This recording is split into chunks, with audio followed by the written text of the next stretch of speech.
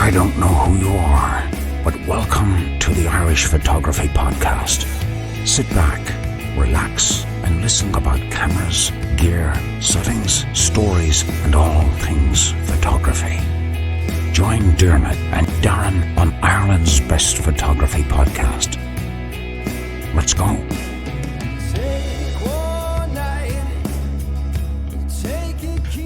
And you're very welcome to the Irish Photography Podcast, and it's episode 98, and I'm Darren, I'm your host this evening, and I'm joined, as always, by my compadre in Limerick, Mr. Dermot O'Donovan. Dermot, how are you getting on, buddy? Very good, man. I've never been so happy in my life in the last couple of days ever, because I managed to get a Chinese takeaway today for my dinner. Chicken curry, sweet and sour chicken, fried noodles, fried rice. I mean, I just went to town on Chinese.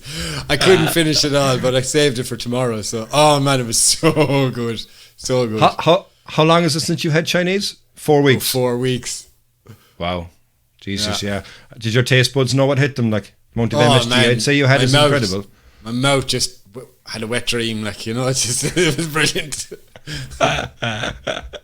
That's brilliant. And you know, Dermot, we're here this evening, buddy, because it's not just you and me. We decided again, you know, we're still in isolation, so let's see how others are getting on in isolation. And there's somebody that joining us tonight that I really wanted to speak to for a long period of time, and we'll go through the reasons as to why as we go through it. So without further ado, I'd like to introduce our guest this evening, Mr. Michael Shainblum. Michael, how are you getting on, buddy? I'm doing good. How's it going? Thanks for having me on. Appreciate it. Thanks for coming on. Thanks for coming on, yeah. Of course. How are you getting on so far with isolation? Are you bored yet? Are you looking at any new ideas? Are you working through all the backlog of amazing footage that you have? You know, I haven't been bored yet.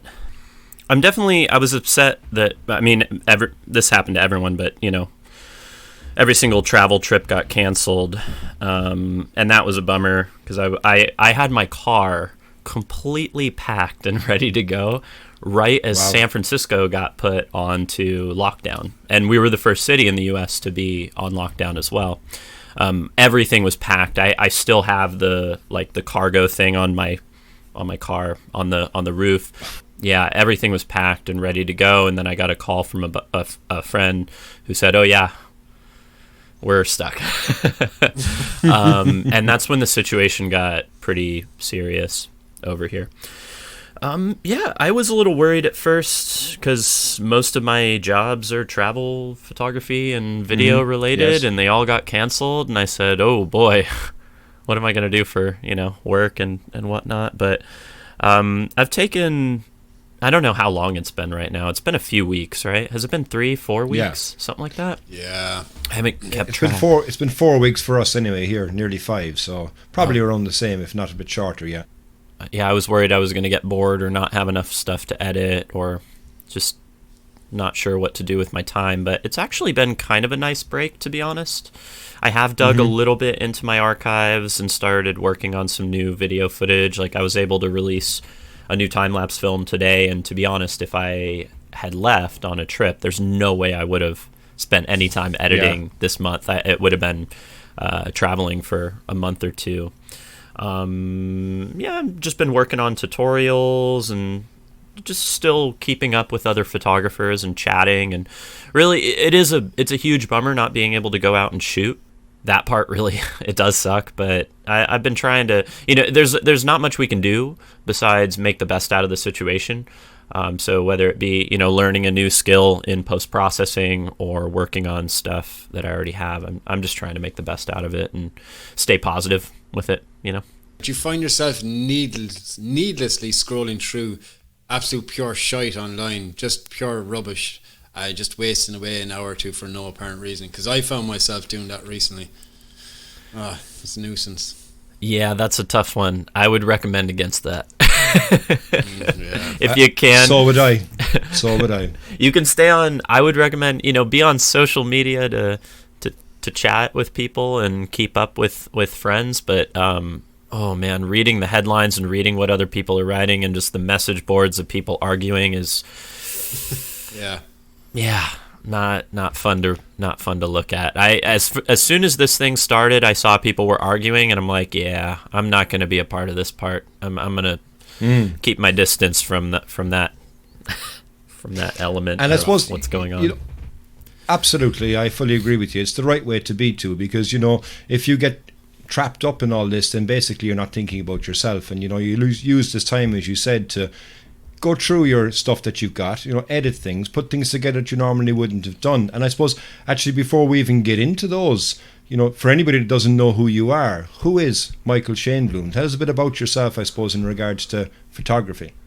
I don't know. I take pictures and make videos.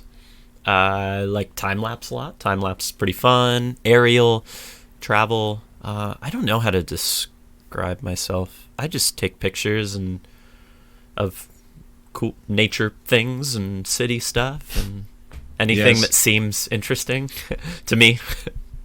When did you get your first camera? My first camera that I started using every single day was when I was 14. I got a DSLR. Yeah. It was a Canon Rebel XT. That was an awesome camera, and I brought that thing everywhere. I brought it like in a backpack to school. But before that, I was given a film camera by my father. It was an old Minolta film camera, and I did own that, but I just didn't really have the ability to use it that much, just because I couldn't buy film.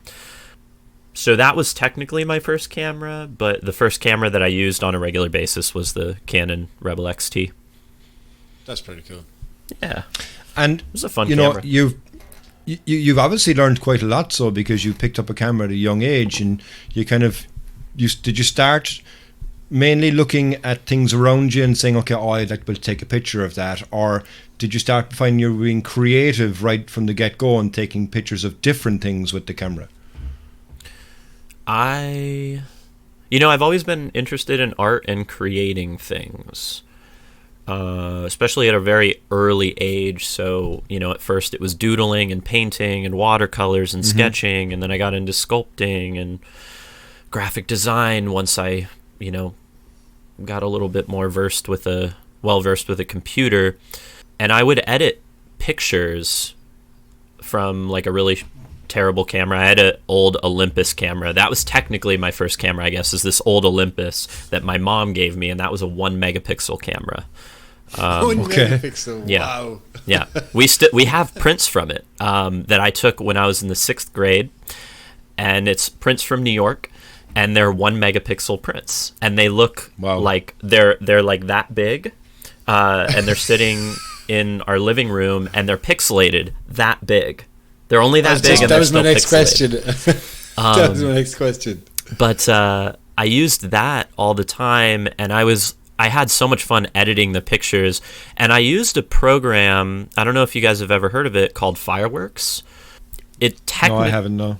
So initially, you know how Adobe owns Flash now, right? Adobe Flash. Yes. Well, initially, there was a company that made Flash called Macromedia. And that Flash was kind of their... Yep, that was their claim to fame. I don't think they exist anymore. I think they were literally bought out by Adobe for Flash. So, yeah.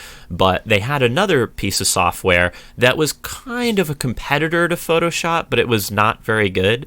Fireworks. And that's what I used to edit pictures, and I didn't have it at home. We had a few copies of it on my middle school computers, the school computers in the little computer lab area. We couldn't afford they couldn't afford Photoshop because it was super expensive for a license, so they had school license for Fireworks. And I used to bring these 1 megapixel camera or 1 megapixel images to this computer lab and edit them using Fireworks, using just ridiculous gradients and colors. And so that was actually my first start to, in a sense, photo processing, is just messing with these tiny little files on my middle school computers. But you had so much fun doing it, I'd say. And I know I'm rambling because the initial question was a little different, but no, but it's all relevant, It's interesting to know, I suppose, from an evolution point of view too, because if we can, I suppose, understand where the basis has come from, then you can see how you would have added on different levels, I suppose, at each step as you would have added on to, you know. I really just became obsessed with taking pictures. When I had that DSLR, I brought it I would take pictures of everything. It didn't matter what it was. Anything that I found remotely interesting, and it could have been the smallest thing. Like, I could have looked at one of the school trash cans, and maybe the side of the trash can had a little bit of rust, but that rust had this really intricate texture to it. I'd sit by the trash can and take a picture of the rust on there. Or if a friend was eating food and was laughing, I was like, oh, that's an interesting moment of my friend laughing right there. And I just became obsessed with the process of taking photographs. That's really it. I really fell in love with it. It took maybe a week before I was obsessed. And then almost every single day in high school, I took pictures with that camera. I always had it with me. It didn't matter where I was going. It had to be with me. Do you know what? Now that I think of it, he sounds like the guy from that Kevin Spacey film. Is it Beautiful or something? He's following the plastic bag. Do you know that film? What's it called? American Beauty. That's it. He's like the dude following the plastic bag with the camera, and he's taking pictures and video of it. That's what you were. The way you I don't mean to sound that's that what came into my pretentious. head. I'm sorry. But I think it's really interesting because, you know, you're not seeing things like everybody else would walk by. So, you know, for argument's sake, when we look at the landscape, and, you know, I think we've said it, Dermot, a couple of times on the podcast, that when you are a landscape photographer, you look at things differently. You're looking at the sky constantly. You're looking for the light constantly. You're looking to see where's it going to fall? Where can I go? And stuff like that. But then when you start looking at innate objects, but finding something creative and beautiful within that, then straight away you can see there's an eye there for a photograph. And you know, I think you've done a good explanation of where it would come from, and then obviously seeing what you've created right now up to this point, it's interesting to see where it would have started from, because you'll find something that everybody else might walk over or walk by, and then bang, there's something of beauty in there. Yeah, you know, I was taking pictures of a lot of different stuff, and I guess some of the pictures I was taking would be classified as landscape photos, but I wasn't really thinking of it in terms of landscape photography. I was just thinking of it as another form of taking pictures of something. Especially growing up in San Diego, it's a beautiful place to be. You know, we have nice beaches. They're very clean. They're very flat. You know, we've got palm trees and some deserty type spots, but there's nothing like San Diego's landscapes. They're not super dramatic or epic, or, you know, I mean, there are things to photograph there, but in general, there's, you know, some interesting rock formations on the beach, and then there's stuff like 2 hours out into the desert. But I grew up in a suburb in San Diego, and we didn't have any of that stuff, and I didn't have access to a car to go around places. So, you know, I was just finding things that I found interesting around my house and around the street and around the places I could go, you know, like my school. So a lot of it was those smaller scenes of just textures on a wall, trash cans, a little bit of like a rundown building, you know, the way light changes by reflecting off like a glass, or bugs, like macro bugs in the backyard. I was just finding things that I found interesting, but at the time, I don't think I even knew I think I was in a little bit of a bubble where I didn't really have the opportunity to travel to crazy places all the time, and I hadn't ever like hiked up a craggly mountain peak or seen all these dramatic landscapes. So when that side opened up, when I was able to finally travel and go camp and go backpack, it opened up a whole new world that I didn't think, you know, I didn't even know that existed when I was a kid taking these pictures. I was kind of in my own little world, just looking at what was around me, you know. And I suppose, you know, moving on then from there, right, when you look at the things that you had an eye for and a flair from, and moving through your career, I suppose, you know, you've been taking photographs from a young age, but how did you start working then with a number of different companies and different brands and such like that? How did that evolve into that side of your career, let's just say? That happened in college. Basically, the start of it was I was 16 and I wasn't getting a job. Like, I applied to places and no one really wanted to hire me. So, I needed a little bit of money, so I ended up just starting to take pictures for people. You know, if somebody needed senior portraits, I would offer up taking pictures for, you know, small fee. And then that got me into event photography and wedding photography and band photography and action sports. And I was already kind of earning a little bit of money in photography in high school. And then at that point I said, well, you know what, I think this is a career for me because I really enjoy it. And I didn't think I was very good at anything else, to be honest. So I was like, well, you know, I think I found something that I can do. It was handy you were good with the camera, so yeah. I'm like, all right, I think I'm all right at this. I think, you know, I can make it work. So anyways, I kept doing it, and I decided to go to photo school. And I went to Brooks Institute in Santa Barbara, which doesn't exist anymore, but it was a really nice photography school for a long time. It was mostly for commercial photography, though. It wasn't for landscape. Like, you didn't go there if you wanted to be a landscape photographer. That was not the place to go. This was for studio portraiture, product photography, a lot of different lighting patterns in studio, commercial stuff. And through the time of being at that school, I kind of realized over time I didn't really like doing that very much. Like, I did it and I trained and I learned how to, you know, do that stuff, but I spent most of my time outside just doing my own projects in the Santa Barbara mountains and on the coast, and a lot of the time it would result in me slacking off on my photography projects to do my own photography projects that were landscape. Yes.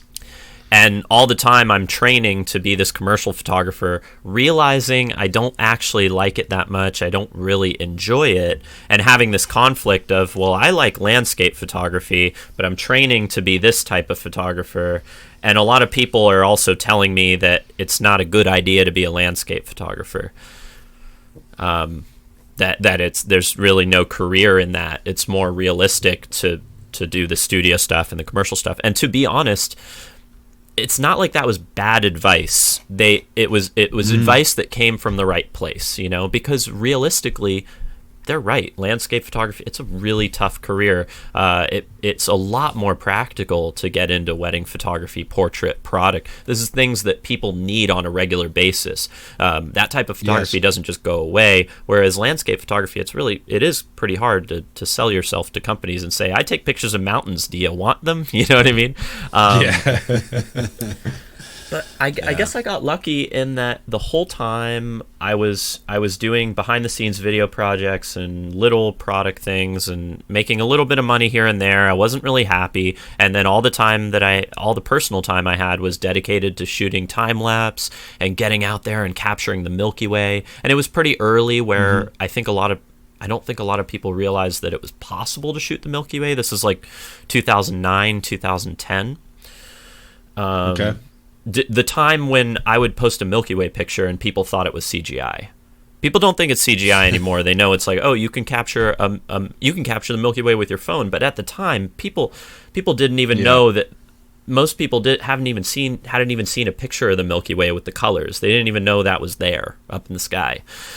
So I got lucky, and I was posting those pictures just for friends and family on social media, Facebook, and Instagram wasn't around at the time. It was mostly Facebook and Flickr.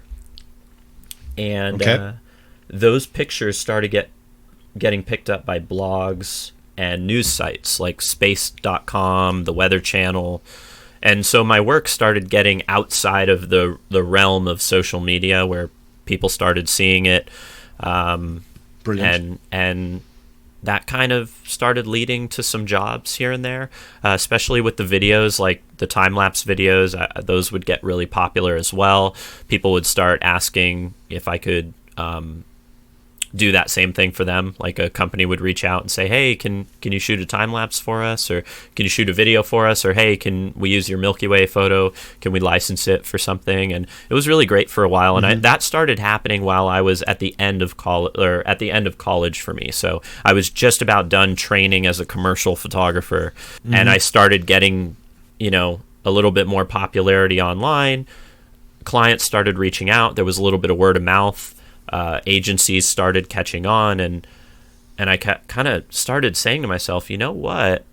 I think think this is possible for a career. I think I don't have to do these studio shoots that I don't enjoy at all, and maybe I can make a career out of landscape photography. And sure enough, it's just sort of kept going. And of course the industry since then, that was 2012 or 2013 when I really started getting work.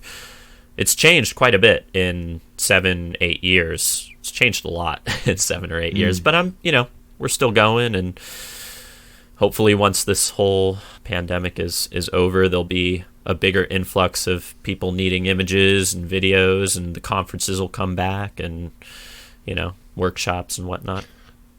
And out of all the brands and things that you've worked with, and all the showcasing of the images, or even projects that you've worked from maybe a landscape point of view, or maybe from a time-lapse point of view, or even a product point of view, is there a favourite out of all of those, just from a creative point of view, that you enjoyed making the most?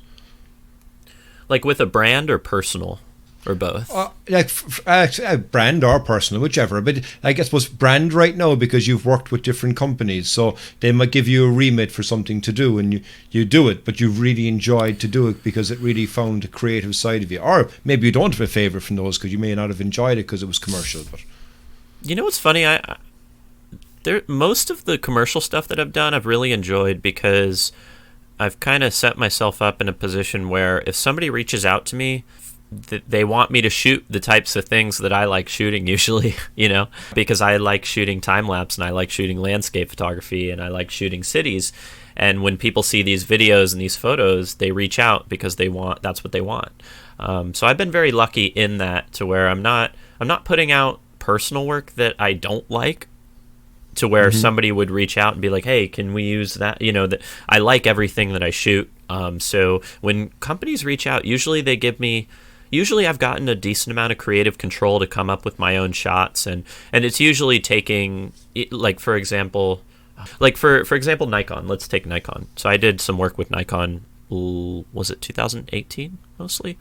Either way, 2018, and I think a little bit of 2019. And they just said, we like your images, we like your photos, and we like your time lapses, and we think you'd have fun using our camera. I said, I've never used a Nikon before, and they said, you want to try it out, and then if you like it, we can talk about doing some projects. And I used it, got used to it in about 10 minutes, said, wow, this is a great camera. All right, I'm sold. Let's do some stuff. And they just said, we just like what you do, so just make cool stuff. Like, they didn't tell me, you have to go shoot that, you have to go shoot this. And I think if they did that, I would probably be less inclined to want to do the project. They just said, just make cool stuff. Like, we loved your stuff above the fog. Brilliant. We love the Milky Way. We love, go on a trip somewhere and just have fun with it. And that's been a lot of projects, actually, where companies just say, look, if we give you too much of exactly what we want, we're not going to get the creativity out.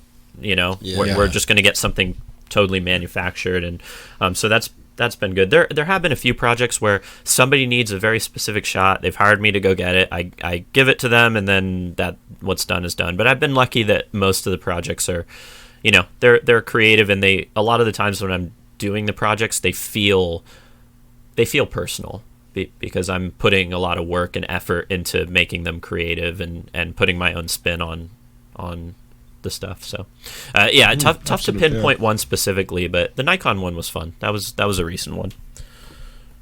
Okay, that's very interesting. Yeah, so look, we're going to take a very quick break there. We'll be right back to hear more about your amazing story from our guest Michael Shainblum after a word from our sponsors.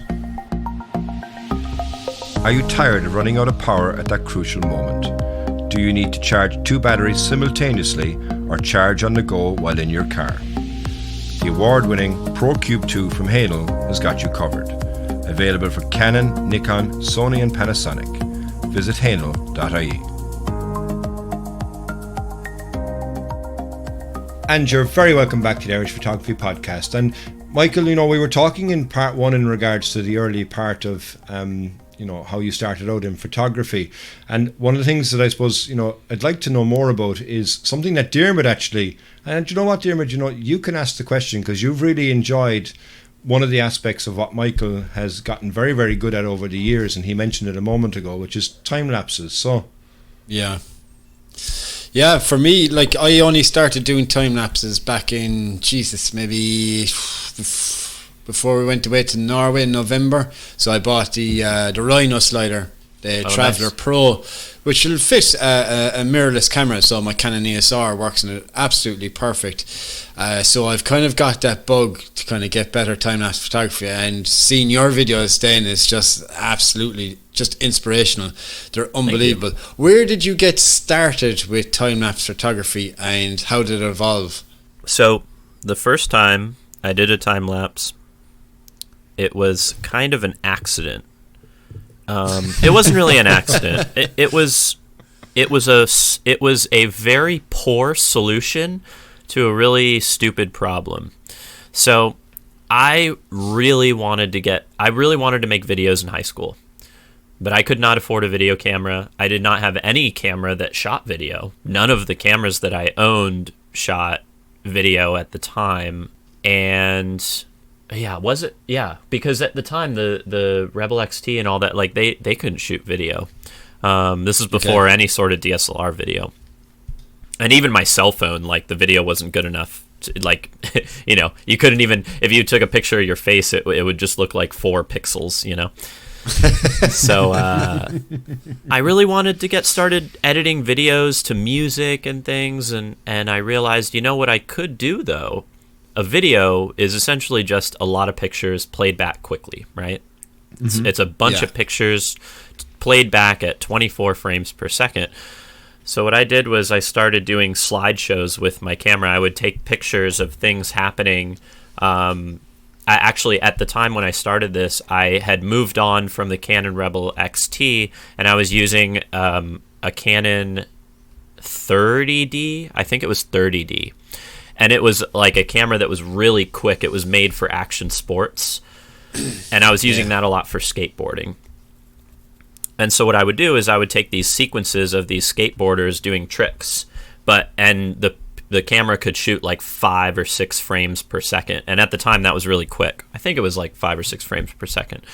And I would play that back in kind of like a stop motion stop motion look, and I would edit it together using, I think it was Windows Movie Maker or whatever, and I would have these slideshows of these skateboarders doing tricks set to music, and I would take these like sequences of clouds, and I would just click the shutter every 2 seconds for like 30 minutes. I literally did that where I just stood by the tripod and I looked at I looked at a timer, and I just kept clicking the shutter, and I made these stop motion videos that essentially were the start of time lapse. And that's how I got into it. Is I just wanted to start making videos, and I thought, well, you know, this would be cool. We can show the motion, and it's kind of cool stop motiony. And I was really into photography, so it really brought in that photography element. And it was essentially my solution to a problem that obviously that problem doesn't exist anymore. You can shoot video on every single device that exists right now, in high quality 4K, but at the time I just didn't have the ability to. I could not afford like those camcorders were too expensive at the time. That was the start of it. That was in high school, and then really the game changer was when the Canon 5D Mark II came out. Yeah, that was huge. Yeah, and I bought one of those cameras. I saved up all of my money, and I spent it all on that camera. And then I used that camera for everything. I started getting into real time lapses with an actual trigger remote, an intervalometer. I did not know that device. I didn't know that device existed before, and I was just clicking the shutter because I thought that's what you had to do, is you just kept clicking the shutter. I didn't realize a device can do that for you. So I bought one of those devices. I started shooting little HD video clips on my Mark II, and that's really when I got heavily invested into video and time lapse. I was obsessed with motion and editing together the videos in at the time I switched over to Adobe Premiere, and that's really when I got started with it. Was I guess at the time when I took it really serious, like my first time lapse was probably 2000 or 2005. But when I got really into it, I would say 2009 is when I started investing a lot of time into it and got serious about it. Yeah. Okay, so since you started investing a lot of time and effort into it, what kind of gear do you use for your time-lapse photography now? Would you use a Rhino slider, or is there other companies, or is it Syrup? Is another company that use sliders or something? Yeah, a lot have come out over the years. At the time of when I was first getting started, there were only two. There was Kessler, and Kessler was really a company for higher end production houses and teams. Their sliders were like 5-10 grand. Oh, Jesus. I couldn't afford that. But Dynamic Perception, they had this makeshift kind of slider that was, they built at the time, they built kind of in their garage. It was like a family company, very local out in Ann Arbor.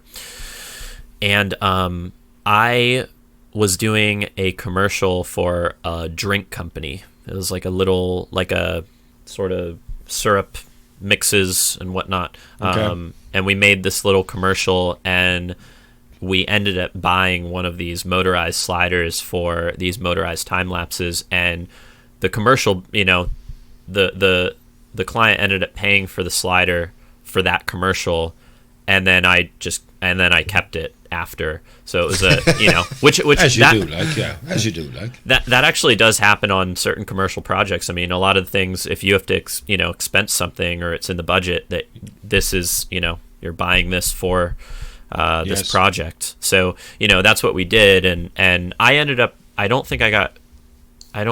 barely got paid anything for the actual project itself, but most of that went towards buying this little slider from this company. And then I used that same slider, the Dynamic Perception. It was the Dynamic Perception Stage 0.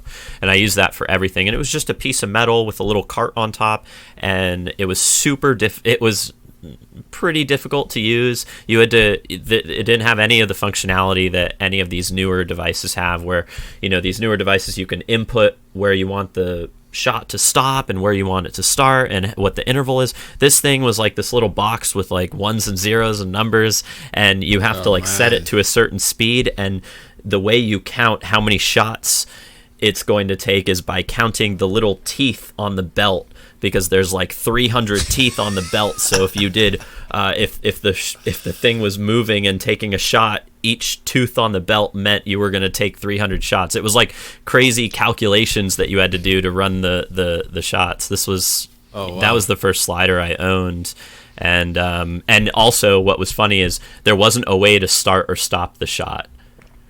It's not going to do that by itself. Wow. So if you let the motor run, it would just keep, like, as soon as the cart got to the end of the slider, it would just keep trying to go until it burnt out the motor. Wow. And that happened to me one time where I would set myself a timer if I was shooting a Milky Way time lapse, where in 2 hours I would have to go check on the slider to make sure that it wasn't close to the end, so that it wouldn't burn out the motor. And one time I fell asleep and I didn't check my timer, and then I woke up and the motor had burnt out. So it happened to me. Shortly after that, they developed little like stopper blocks and whatnot, and then the technology came out where you could actually input data into this device telling it the interval, and you could keyframe the shot, and all this new technology just came so quick and made it so easy. So I still use Dynamic Perception now. I still use their more advanced equipment that they've come out with over the years. They've really innovated. Emotimo is another company that I've worked with that has some great stuff, and they've also innovated their technology a lot. Since then, other companies have come out, like Syrup and Rhino. I personally haven't used those just because they kind of do the same thing that the devices I have do. Mm-hmm. And also, I've been working with these companies for so many years, directly, that they've been a part of my career for a long time, so I've kind of stuck with them. I haven't really tried I've heard good things about the Rhino and the Edelchrome and some of these other devices. I just haven't personally used them yet, but I'm sure they're good too.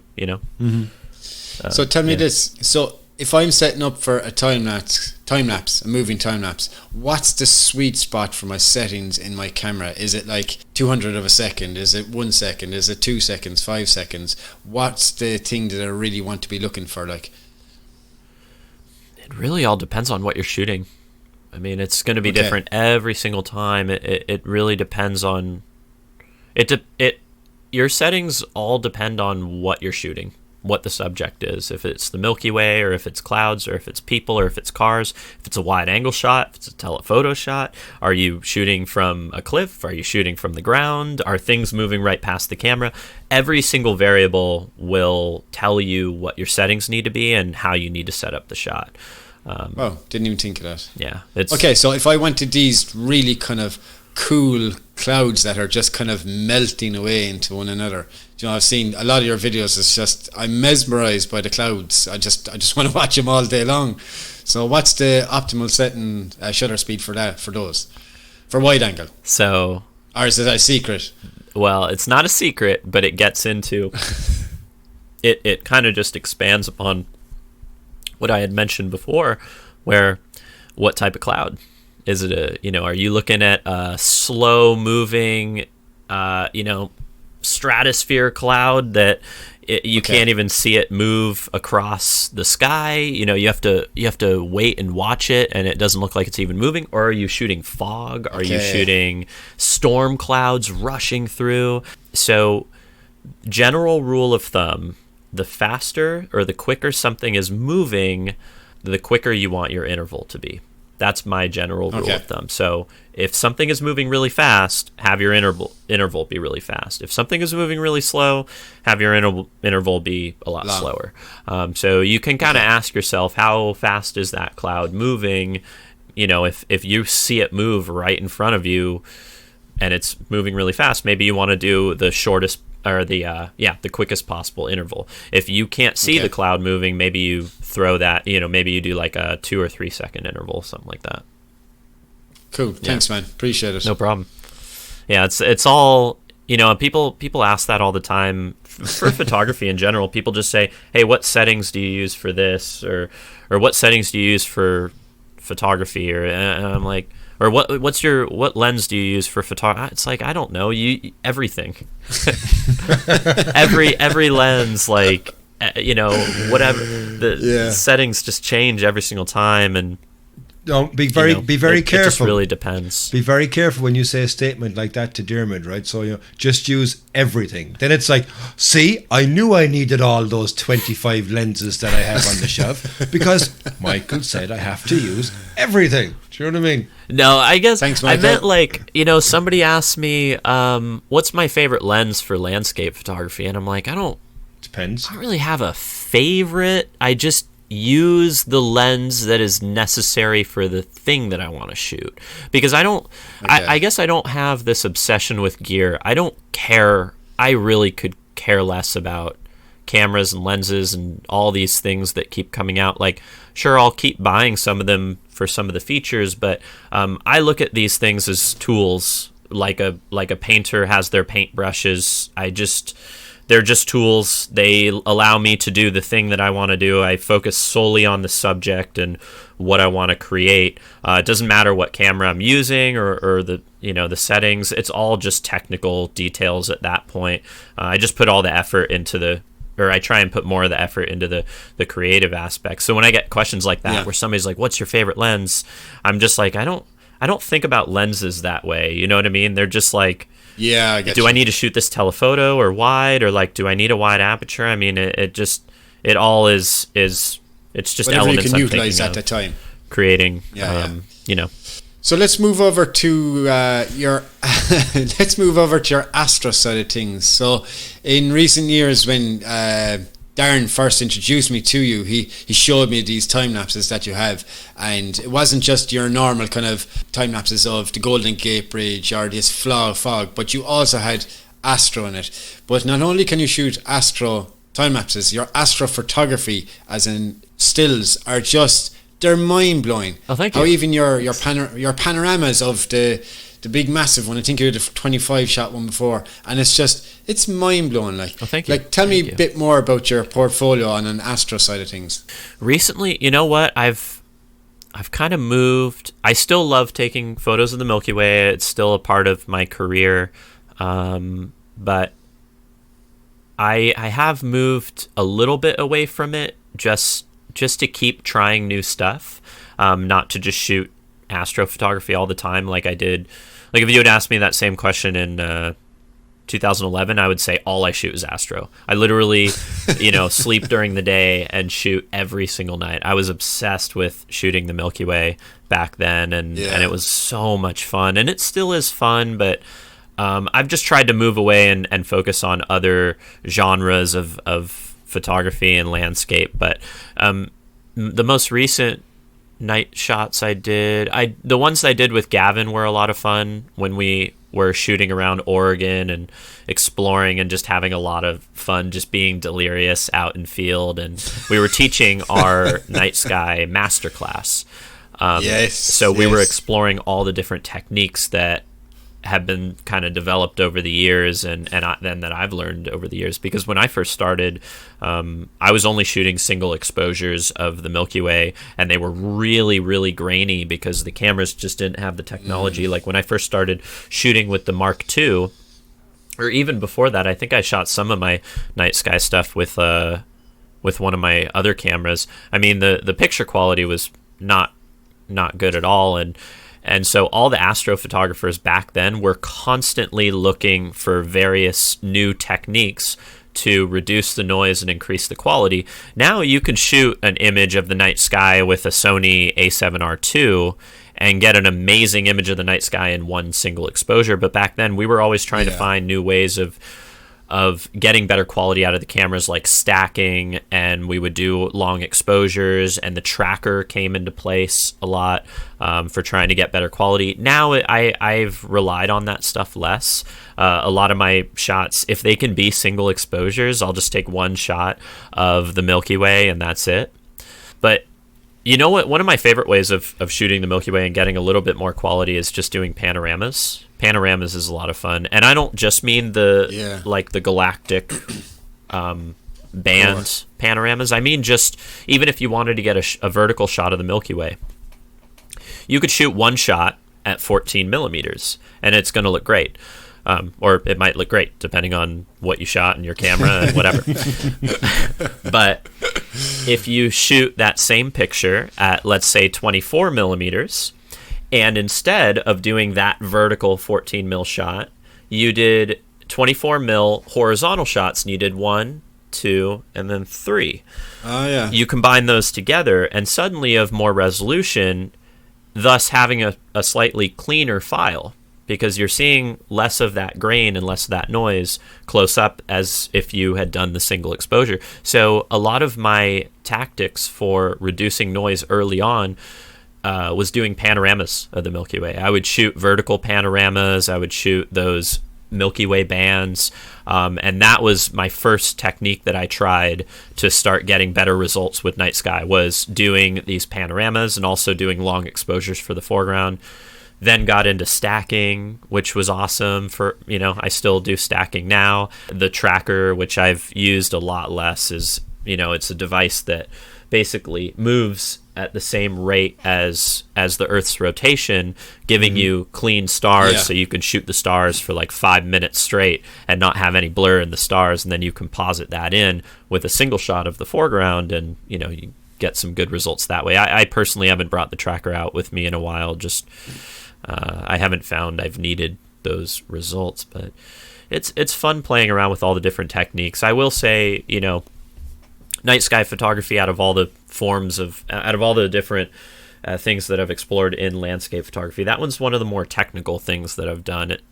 But you can still be creative with night sky photography too. I'm trying to think if I have shot night sky any other time besides that time with Gavin. I think that may have been the last time though that I did shoot night sky stuff. And you talk about Gavin there now, and he's a bit of a kind of a YouTube celebrity now at this stage with all his skits and everything.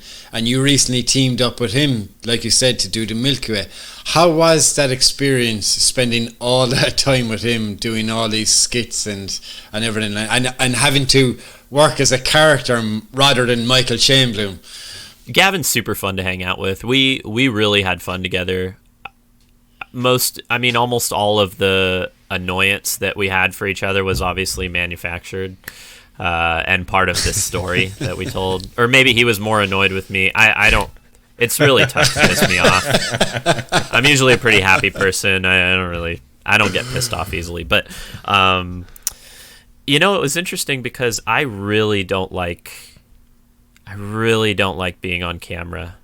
It took so long to learn how to be even remotely comfortable in front of the camera by doing all these tutorials, especially like I'm releasing my time-lapse masterclass, and we spent like 3 years filming that, and it was just constantly this camera in front of my face, and oh my gosh, I think I've gotten a little bit used to it, but I'm a pretty introverted person. I'm very quiet. I'm really shy, and that just completely took me out of my comfort zone. Especially with Gavin, I was really worried when he asked me to be a part of that. I was kind of worried that I wasn't going to be able to be natural in front of the camera, or that I would be too nervous or shy to kind of make it work. But it ended up being really fun. Yeah. The way he did it made it fun. And when he would start filming, it was always a blast doing the skits. Yeah. Like, we just had such a good time, and half the time we would do the skits and forget about the photography, which to a certain extent is almost a nice change of pace. Like, absolutely, yeah. He kind of taught me also. He definitely took me out of my comfort zone with, me. I definitely felt a little bit uncomfortable with like doing some of the jokes at first, and then I just kind of was like, let's just do it. Let's just do whatever you want to do, man. Like the peanut allergy thing, the this, the that. Like, let's. That was brilliant. Let's just do whatever you want, man. Like you literally just any joke you want to do. Let's go for it. And it ended up being really fun. When you came along with the red epic, do you know that big massive camera onto the beach? Do you know that was? I nearly keeled over crying with that one. It was absolutely. Yeah, it was one of my favorites. Definitely. That one was, I think actually I could be wrong. I think the idea to push over the red was actually mine. Wow. I need to go back to that. I think that was my idea. And it's my buddy Joe's camera. So what we were doing is, the whole reason we had the red is because we were filming a commercial up the Oregon coast for a client, and Joe, he's a professional filmmaker, and that's his entire career is doing these really beautiful commercial videos for clients. And so he owns a red and some lenses, and what we were doing was we were filming a commercial and then also doing some behind the scenes stuff with the red when we had some time. And we were just like, oh man, there's so much we can do with this right now. Let's like make a joke that I actually got a film crew and a red, a guy with the red to come out with me. Really, that whole shoot, that whole trip with Joe, that was me also, just wanting to be a filmmaker and be behind the camera. But we kind of played it off like, I wonder if anyone actually believed that. Oh, I'd say a lot of that people was did. True. Oh, I'd say a lot of people definitely did. That I invested in this like film crew to go do. You know what? Honestly, if there was a company that wanted to partner and like actually put production into the vlog, I would say yes. And the reason is I'm really bad at filming myself. Nick and Gavin and Thomas, they're incredible at filming themselves and getting good content out of that, and just doing it in a professional way. I am terrible at filming myself and terrible at vlogging. Like, I think I've sort of made it seem like I'm okay at it by adding voiceover and by like working all the mistakes that I've made. But those guys are, that they're so natural, and I'm just, trying my best. Do you know what you need actually? Right? Just now that I think about it, is you need a Greg Snell. You know, you just need a Greg Snell that's going to follow you around, get all the footage the whole way through, buttery smooth, and make you look awesome. That would be cool. I mean, I would love to make more. So we've done that with the tutorials, like the whole time-lapse tutorial. We had a filmer because I can't film myself and then record. Like the whole thing is 12 hours. Wow. Like I can't. Jesus. I couldn't film myself and work professional audio equipment and also be trying to teach people how to do like set up intricate time lapses before sunrise. Like if I had done all that, I would have failed every single time. So we had a filmer for that, and he did an amazing job. And so I kind of did say to myself, it would be fun to vlog and do this collaboratively with somebody who's actually filming more. I feel like that would work better for what I do, not because I think I deserve somebody to be filming me, more just because I'm so bad at it myself. Like it's my own fault, but I just doing the whole, holding the camera up and talking into it. I'm so bad at it. I just can't do it, Anyways, yeah, that would be awesome though. Yeah, I'd love to do that more. Have somebody help out with that stuff. And one other thing actually that I realized now that you mentioned it there a second ago is that, when we had Adam Gibbs on the podcast as well, he said exactly the same thing about Gavin. He said, I wouldn't have done it, but I said, sure, yeah, whatever. I'll do whatever you want me to do. You name it. Okay, let's do it. He must have that effect, you know what I mean? It's like, yeah, I'll do it. Yeah, okay. Yeah. Adam, I think for a lot of that, like he just has fun. Gavin's just a fun person to shoot with. Yeah, for sure. And, we just joke around and, he's definitely got a more polarizing personality than I do just in general. Like he's a little bit more, I'm I'm the type of person that, I blend into the crowd really easily, and I try to go. I kind of have tried most of my life to go unnoticed, Yeah, go one way while everyone else is going the other. Like I kind of try and, but I've done that for most of my life just because I really don't like being the center of attention, and I've always, been uncomfortable with the attention. So it's a little. I don't know if you'd call it ironic that now I'm in the position that I'm in.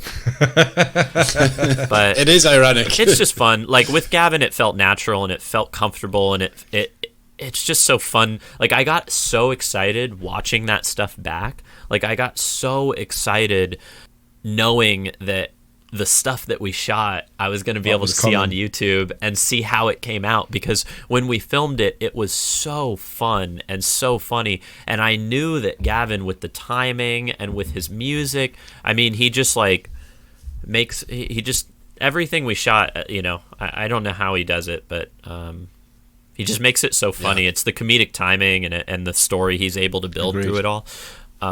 When I record my own vlogs, like half the time I have the footage and I'm like, I don't know what to do with this. Like, I don't know if this is even of any benefit to anyone. I don't know if anyone's going to enjoy what I'm saying. I like listen to a minute or two of me talking and say, like, did I just ramble about nothing? Are people just going to like dislike the video? Like, what's this guy talking about? He's not even shooting pictures, delete. Whereas like, with him, it just felt fun the whole time. It just felt natural. So I'd like to do more of that and have a little bit more comedy in the videos, but the videos that I do. But I think I need to work with somebody. I can't do it alone.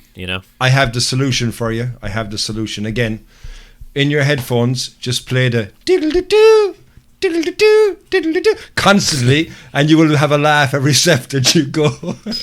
I know. Come here. Look, we better go for one more quick break, guys, and we'll come back, and we want to talk more about your video cascade when we come back. All right, so guys, a quick word from our sponsor. Are you sick of AA batteries? An ongoing cost? Constantly having to change them? Well, the Modus 360 RT and 600 RT speedlights are the ones for you. Available for Canon, Nikon, Sony, and Fujifilm. It's got an extreme lithium-ion battery with a 1.5 second recycle time. That's 4 times faster than AA batteries. 600 shots at full power, 1000 at a half. Available now at haynel.ie.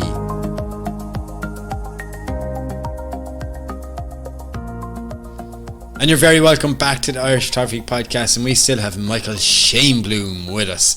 And now we're going to ask Michael about a video that he made back in 2018 called Cascade, and myself and Darren went down to a place in County Cork called Mullinhassig, and Darren was wearing his waders and wanted to make a replica of your video called Cascades with his iPhone in the water. So he wanted to do these kind of slow motion effects. Now, fair play to Darren, he made a valid point to go get this, and he did quite well for understandably using an iPhone.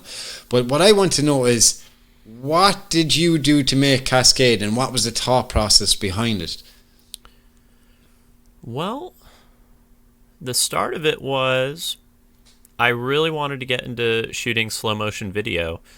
I thought it would be a lot of fun, and I had so many ideas of things that I wanted to shoot in slow motion, kind of in the same way that I have a lot of ideas I want to explore in time lapse. So I really wanted to shoot slow motion, so I picked up a little camera, started shooting some slow motion footage with it, and I realized, water, I love the Columbia River Gorge. I wanted to do a big trip up there again, and I had shot so much photography in there and time lapse, and I realized with waterfalls, you can get a decent waterfall shot through time lapse, but it's so much more interesting in slow motion.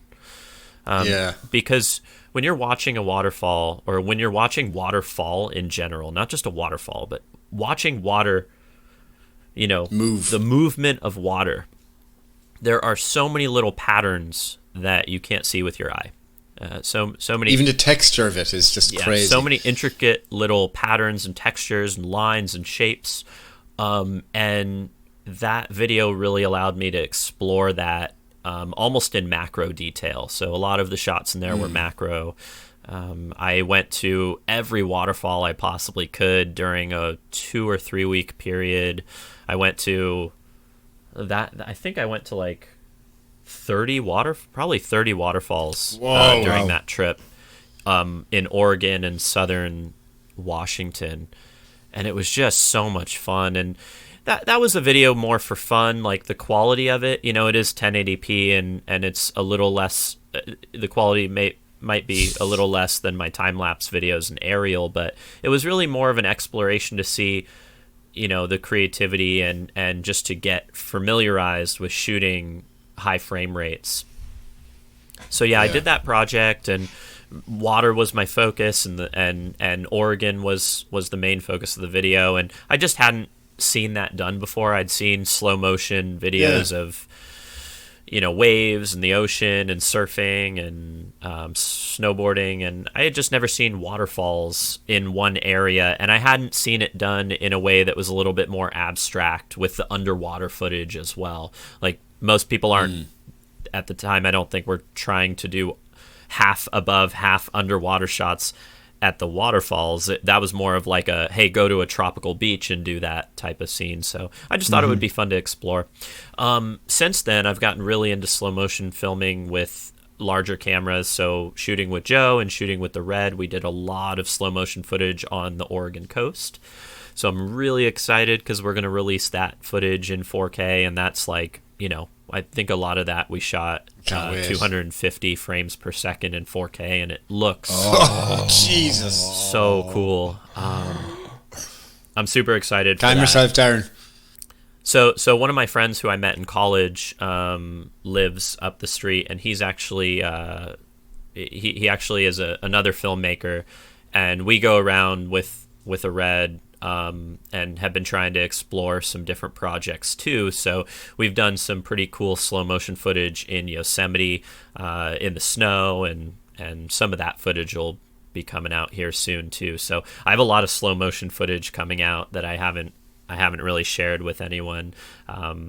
In similar style to that Cascade video, but with a little bit more production quality, I would say. Well, you know what? Speaking of similar style to Cascades, and with not as good a production quality was what I had made. So, I mean, look, it was phenomenal. It blew me away with the moment I saw it. It was actually a guy called Mally Davis that put me onto it. And, if you don't know Mally Davis, you will know Mally Davis soon, because everybody knows Mally Davis. He's the man of the hour these days, But City, there you go. Yeah, exactly. So, he had turned me on to in regards to it. And I remember at the time sending it on to Dermot and said, Dermot, you know what we're going to do? We're going to watch this and we're going to watch it together. If you remember that, we did it over Skype. Yeah. And it was crazy because the same points that we both reacted at the same point, even when it reached the crescendos, the difference in regards to the change of the scenes and such like that, the shooting of even the music. And let's speak about the music in a second, because what I loved about the videos, it wasn't just, as you say, water moving in slow motion. It was under the water, it was over the water. You had mist that was going through the air as well, and you had focused and pulled focus onto the mist, and it was like all in sequence with this incredible piece of music. And when I said to Dermot, I said, you know what, man, I want to try that. You want to help me? He said, yeah, okay, what do you want to do? And I said, I want to do it with my phone. He went, you want to do it with your phone? I said, well, it's the only thing that I have that's going to be waterproof, so let's go do it. So we went off out, and in fairness, Dermot did a phenomenal job of being my wingman on the day, and really got some great footage as well of me filming it in the way that I wanted to film it, which was dressed head to toe in waterproof. So I was basically in the water with my phone. I had it on 240 frames per second. But when I got back then, I got all to put it together. I went, okay, I want to do this. And then I went, it needs the music. And I said, you know what? I can't really not use the music, but I can't use the music. Whatever.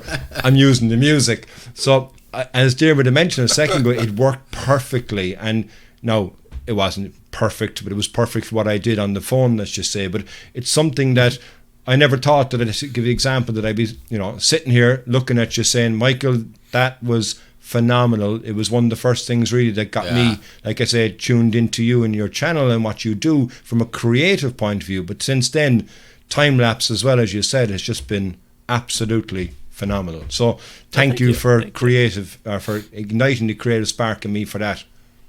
Oh, no problem. Yeah, it's I just create what I think would be fun, and hopefully people enjoy it. And I've been really, that's been one of my favorite things to see is somebody sends me a nice message and they're like, you know what, looking at one of your images or your time lapse, it really brightened up my day. I was having a bad day, and like I had somebody on Instagram, I think it was 2 days ago, they were mentioning they'd been going through a tough patch. They were really depressed, and one of the things that they like to do is just check out my images and time lapses, and it made them feel a little happier. And that was really special to hear. That really meant a lot, because when I first started photography, it was totally all just for me when I started, and it's still to a certain extent. I shoot photography because it makes me happy. It cures any stress that I have in my life,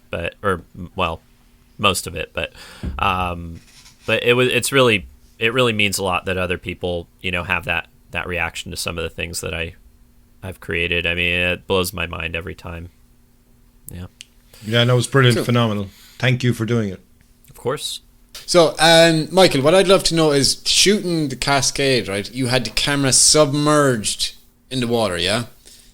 How did you do that to get it in the water and then out of the water? Like, what equipment did you use? Just underwater housing, and some shots were purely underwater. Some shots were the camera underwater coming out of the water. Some were the camera out of the water going back in the water. I was playing around with different techniques for that. Yeah. And did you have it on a slider at any stage under the water? No, it was all handheld. But also, one of the things to remember. Well, two things is, one, if you're filming in slow motion, the slower your motion is, the more smooth a pan or a tilt could be.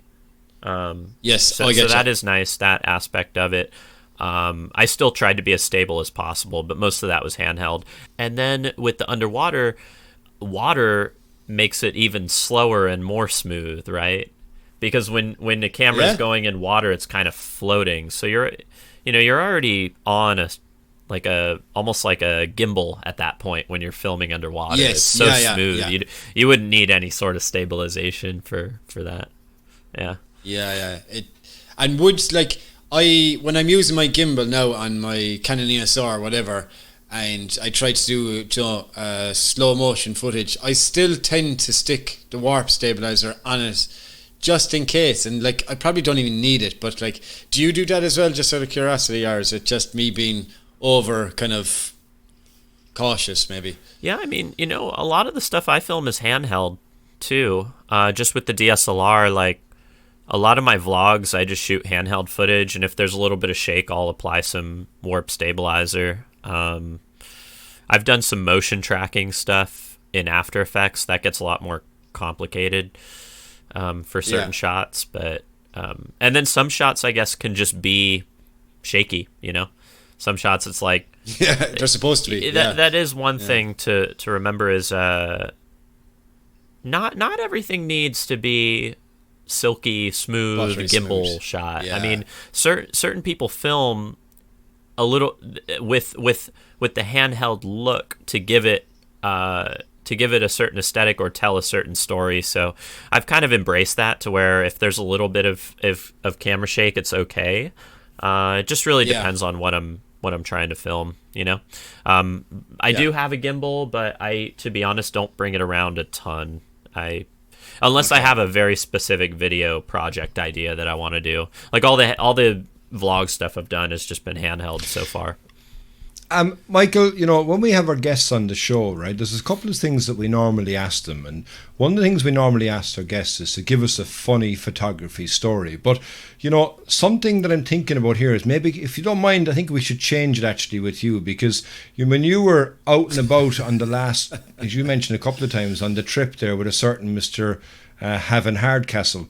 Havin Hardcastle? Maybe Gavin Hardcastle. I'm not quite sure. But, you know, you had a number of laughs that were through that. And I'm sure, you know, you probably have something on the opposite side of what we saw on the camera. So how about I change it round? How about you give us some dirt on Mr. Hardcastle? Because, you know, he normally is very good at dishing it on other people. So we'll try and turn the table a bit here on our friend, yeah?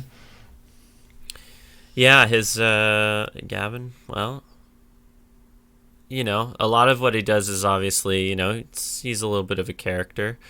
But, yeah, definitely the flatulence that he has on the episodes and stuff, none of that's fabricated. That's all. That's some real stuff right there. That's especially in my vlog when I did the whole sandals bit where we were, like, disposing of his sandals because they, you know, we were like, oh, my God, these are putrid. They've been through swamps and whatnot. That fragrance was... You could bottle that. If somebody wanted to poison somebody else, you could bottle that fragrance from his sandals and just put it in a room with somebody, and it may actually be a homicide. If that could be used as a lethal weapon. Yeah. You know, a weapon of mass destruction. Yeah. Oh, that's rotten. and he offered to send those sandals over to you in last week's podcast as well, Dermot. So do you really want to think that you could accept them? Like, no, I put a block on the Canadian postage, so there's nothing coming my way. No way, Jose. I think he threw those away. I think that was yeah. I think he even agreed. He was like, "Yeah, we should probably throw these away." He knew. Got a new pair at what was it, Fred Meyer? Fred Meyer. Yeah. What's Fred Meyer? It's like a supermarket. All right, okay, cool. All right, so Michael, my favourite part of the show is called the VSP. For all our new listeners that are listening, a VSP is a very solid product. It's something that we give the gold seal of approval. We have tested it. It's not something that's just fabricated, that it's just, I think it's going to be good. It's something that you know is actually really good and that you can't leave home without it, or it's your thing that you go to in your camera bag. What is your VSP? Yeah, I would say mine is a roll of gaff tape, black gaff tape. And this kind of comes more from being in production. Like everyone, if you're shooting in a video team, like everyone has gaff tape. You gotta have gaff tape. It's going to be your problem solver for almost every scenario. If you need to tape literally anything, if something breaks, you can gaff tape it up. If you need to tape lights because you're shooting night sky, you tape up the lights. If you need to, pretty much, like if you even if you don't have a tripod, like I one time I was shooting in Yosemite, and I had a tripod, but there was a camera position I wanted to put my camera in a very specific position for a night sky time lapse. And the tripod just wasn't fitting in the right spot. So I gaff taped my entire camera to like a ledge area. I just left it there and then I taped my intervalometer to a rock too, and it stayed there for 5 hours. And then I stopped the time lapse, took the tape off, and so that would be my recommendation. Always have a roll of gaff tape with you. You never know when you're going to need just a little bit of tape for a shoot or a project. Yeah. That's awesome. I actually really like that VSP because I like the affordable VSPs, not like Mazda's 5D RS or whatever it is. Don't get me wrong, I love the camera. $10, something like that. It's not expensive, and you can buy it in big bulk too, so works out pretty nice. We'll move over to our next segment. So we had we put out a bit of a mail there privately to a few people that we knew that follow your work, and we asked them to see if they wanted to ask any questions. So there's one girl I know from Mayo, her name is Mary, right? And she wants to know, have Michael Shainblum ever visited Ireland? I have not, but I would like to, very much so. I have been to Scotland on a trip. I did not make it over to Ireland, though, but I would like to. It is on my list. Okay, brilliant. You better look us up when you get here, and we'll show you around. Definitely. Excellent. Another question actually we got, but it's actually come from a name I think I recognise. It's a Mr. Hardcastle, a G. Hardcastle, and he says that you created a great astrophotography course, but you never seem to promote it. That's a very strange question, I think, for us to get. But anyhow, Michael, what's the... I don't know what he's talking about. I just when did this come out? When did he ask this? Oh, I got it around 4 days ago, I'd say. I've been working. I'm working on stuff. Well, okay, I'm going to promote it right here. Everyone, please go check out Gavin and my Night Sky Masterclass. You'll learn a ton about filming. What am I talking? Photographing the night sky. All sorts of techniques. No, I'm working on it. I did like a tutorial sale, and we're trying to, I've got some things in the mix. Cool. Mr. Hardcastle will be happy to hear that answer, no doubt. Yeah. Frank wants to know, what would be the one thing you would do differently now that you didn't do starting out? Well, early on, I wouldn't have changed anything. I loved just the exploration of taking pictures and not worrying about it. I think it would be different now with social media, because it seems like it's almost at this point a trend or a competition with social media. Like, it never felt like that early on, where there was any sort of competitiveness, or, if it wasn't like a cool thing to be, it was cool to me, but it wasn't like a trendy or popular or awesome thing to be a photographer then. Okay. Now it's like almost with Instagram and social media, it's almost like you're like you can be a photography celebrity and be followed, and people think you're, almost like a little mini celebrity. And I don't know. I don't feel like that's healthy, that aspect of it. I don't like that aspect very much, and I feel like that leads to bad habits, if that makes sense. Mm-hmm. So I don't know. I maybe fell into it a little bit with, like, kind of midway through my career, where I grew a little bit of an ego, and also, like, I was being self-conscious about what people were saying on social media. Like, there was a time where my Facebook page was really popular, and it would I would release a photo and it would reach about 500,000 people, and I got a lot of hate mail during that time when those photos were popular. I get a lot of, like, I had people like, your photos suck, you suck. Like, they'd make it personal too, and I kind of, I shouldn't have. Don't listen to the negative comments, and just create the art for yourself. That's the biggest thing. Create the art for yourself. Don't fall into the trap of, getting worked up by other people's comments if they don't like your pictures. Just keep taking pictures, keep exploring, and I would just the advice for anyone I would give getting started now with how popular social media is you can use social media as a tool and be social on it and connect with other people, but don't fall into that trap. And if the whole reason of why you're getting started in photography is because you want to gain fame through it, that I think that's the wrong way to go about it. Like, the art should come first, the photography should come first, then this whole social media game can come after if you want to play that game. You know what I mean? I think it's important for everyone to, like, all photographers to kind of embrace a little bit of social media or have an online presence, but don't let that consume what you're doing at all. I think that's super unhealthy. It's a great answer. Yeah, that's what I would say, because I fell into it for a little bit there, and yeah. So finally, Eddie wants to know. He says it's not more of a question. He says it's more of a congratulations that your Facebook page is at 250,000 fans. He just wants to say congratulations, and that's absolutely amazing. So fair play to you. Sweet. Yeah. So come here, can you tell us more about where we can find your work? What's your Facebook handle, even though you said you don't really like it anymore, and your YouTube channels? Where can we go to find Michael Shainblum?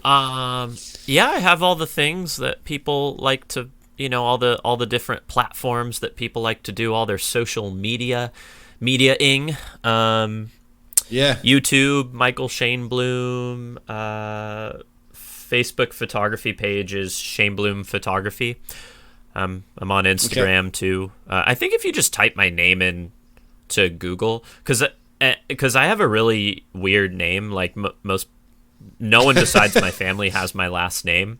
So if you type in my last name, I just show up because that's cool. That's actually very handy. Yeah, most of my family members don't have social media, so I'm just the only one who shows up, which works out to my benefit. So if you pop my last name into Google, you can find literally any of my Facebook or YouTube or my website or all the other social media platforms that some of them regrettably created over the years, Cool. You're right. It does work in your benefit to have not an odd name, but a different name than everyone else. Like you have a unique email address. A Spoonley, exactly his name. It's brilliant. So you're as an essential identity on your own. So yeah, it's a weird name, but I like it. I've had it my entire life. I wouldn't say weird. So yeah. Well, wait, actually, just before we're coming towards the end now, but where did Shainblum originate from? Is it an American name? Is it French? Is it Canadian? I don't know. Yeah, it's from my dad, and he's from Quebec City, Canada. Yeah, and he's also French, so I think it's a French Canadian name or French name. Yeah. Okay, that's cool. Yeah. That's awesome. All right, so Michael, thank you very much. I've really, really enjoyed this episode of the podcast. I mean, it's been great to get inside your head to see what makes you tick, how to do time lapses, astrophotography, all that crack, all that jazz. I mean, I really enjoyed the last hour and a half talking to you, man. It's been a blessing having you on. Thank you so much. I really do appreciate it. I really appreciate you guys having me on. This is super fun, and I had a blast chatting, and hopefully I didn't ramble too much. Hopefully people weren't sitting there like, man, is he going to get to the point of his answers? Sometimes I just have a thought, and I start out, I'm like, I'm answering the question, and I have a point of where I'm going to end it, and then I just trail off and forget where I was going. That's what a typical Irish drunk does. So you're grand. You didn't do any of that. It's all good. Cool. It's all good. Good to know. Excellent stuff. Thanks a million for coming on, buddy. Really do appreciate it. Awesome. No, thanks again for having me. And I'm down to do another chat anytime. Let me know. Yes, Michael, awesome. It was fantastic. Yeah, thanks a million for everything. And yeah, from everybody here in Ireland to you in San Francisco, stay safe and Shlán go full. Stay safe. Hey guys, if you dig what you're hearing, why don't you jump over to iTunes, Spotify, or wherever you get your podcasts. Give us a 5-star rating and don't forget to share with your friends. With all that done, we'll see you next week, and remember, keep shooting.